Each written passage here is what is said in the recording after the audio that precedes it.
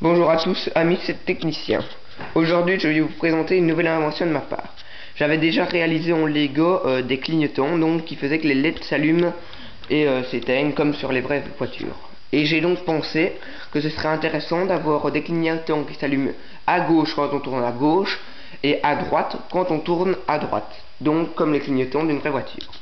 Pour cela donc je suis parti comme pour l'autovalve de Sariel, c'est-à-dire une vis sans fin qui coule sur son axe.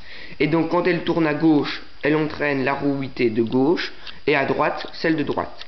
Ensuite, l'axe des ouitées est relié à des bielles, elles-mêmes qui entraînent deux engrenages et puis qui enfin sont reliées au switch. Le switch est donc alterné, s'alterne et donc les lampes s'allument et s'éteignent. Donc un petit exemple, j'allume le boîtier de piles vers la gauche. Donc voilà,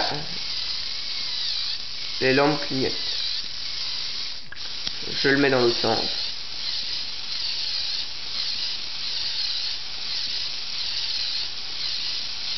Donc après il suffit de faire les bons raccords, donc de mettre les lampes qui doivent s'allumer à gauche et les lampes qui doivent s'allumer à droite donc.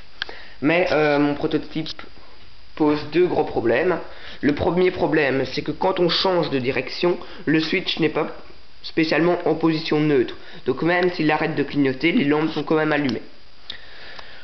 Le deuxième problème, c'est que le véhicule peut très bien continuer de tourner, mais les roues ne sont plus en mouvement, c'est-à-dire qu'elles ne sont pas en train de se mettre en position pour tourner. Par conséquent, les lampes ne clignoteraient plus.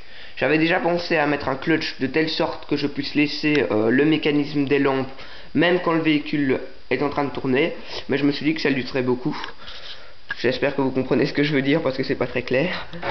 Donc voilà, j'attends vos avis. Merci à tous de m'avoir écouté.